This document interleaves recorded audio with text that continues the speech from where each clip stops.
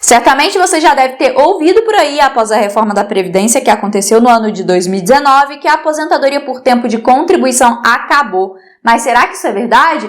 O que acontece com quem já tinha contribuído quase todo o tempo necessário para se aposentar antes da reforma? Essas pessoas perderam o direito à aposentadoria por tempo de contribuição?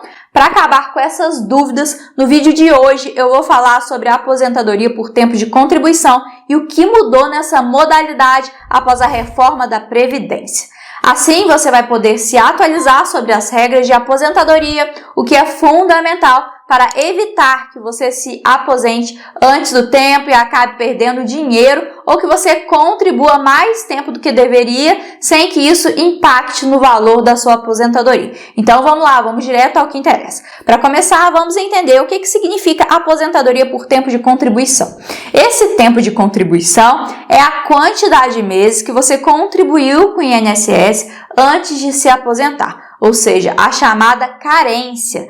Antes da reforma, para ter direito à aposentadoria por tempo de contribuição, as mulheres tinham que ter contribuído para a Previdência por 30 anos e os homens por 35 anos. Essa regra não falava em idade mínima, ou seja, se o homem tivesse começado a contribuir com 20 anos de idade, após contribuir 35 anos, ele poderia se aposentar com 55 anos, por exemplo. Mas na definição do valor de aposentadoria, um elemento chamado fator previdenciário poderia interferir diretamente em quanto o aposentado iria receber.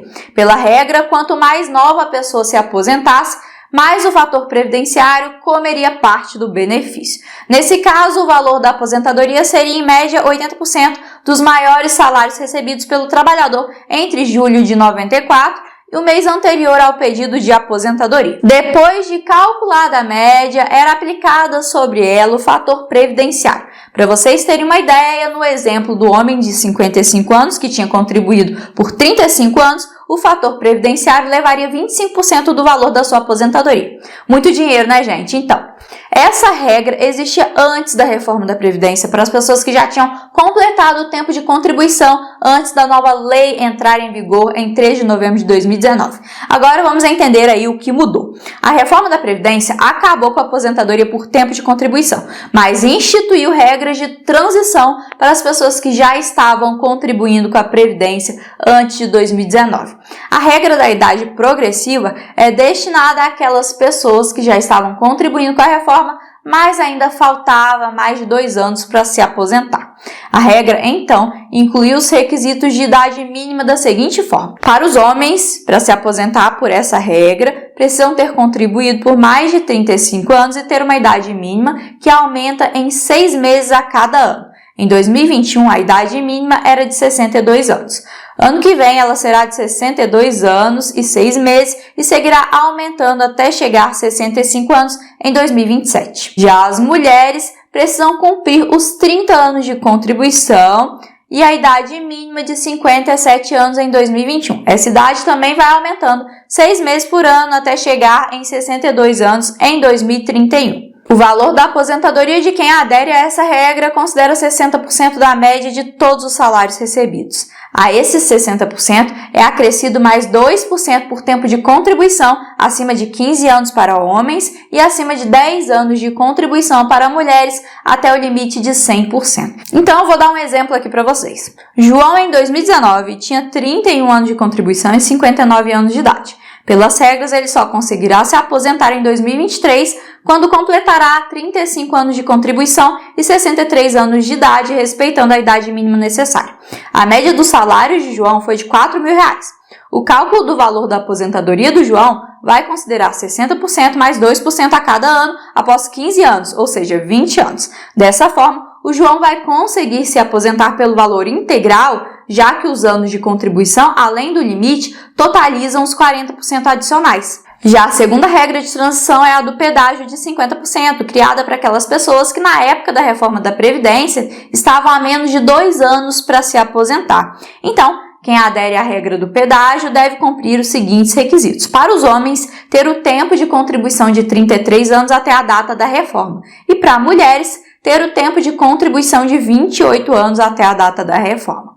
Quem estava nessa situação vai precisar cumprir um pedágio adicional de 50% do tempo que faltava para se aposentar. Assim, quem faltava contribuir por 1 ano precisará trabalhar 1 ano mais 6 meses. Quem faltava contribuir por 2 anos precisará trabalhar mais 3 anos e assim sucessivamente. O cálculo da aposentadoria de quem adere a essa regra considera a média de todos os salários recebidos multiplicado pelo fator previdenciário. E a terceira regra de transição, a regra do pedágio de 100%, é opcional. Ela pode ser a opção escolhida por homens e mulheres que cumpram os seguintes requisitos. Para os homens, ter 35 anos de tempo de contribuição e 60 anos de idade. Mulheres, 30 anos de tempo de contribuição e 57 anos de idade. E quem adere à regra do pedágio de 100% deve cumprir o período adicional correspondente ao tempo que, na data de entrada em vigor da reforma, faltaria para atingir 35 anos de contribuição. Isso significa que se na época da reforma faltavam 4 anos para a pessoa se aposentar, agora, de acordo com essa regra, ela precisará trabalhar o dobro do tempo, ou seja, 8 anos. O valor da aposentadoria de quem adere ao pedágio de 100% é que irá receber o valor da média de todos os salários recebidos sem nenhuma redução. Enfim, isso era tudo que eu tinha para dividir com vocês aqui hoje. Eu vou te pedir também para comentar aqui embaixo falando o que você achou desse vídeo. Se essas informações foram úteis para você, nós vamos adorar saber a sua opinião.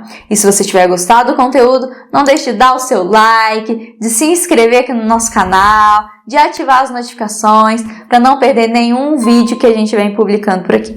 Desejo a todos vocês um maravilhoso final de semana. Nos encontramos aqui novamente no próximo vídeo. Um grande abraço, até a próxima. Tchau, tchau!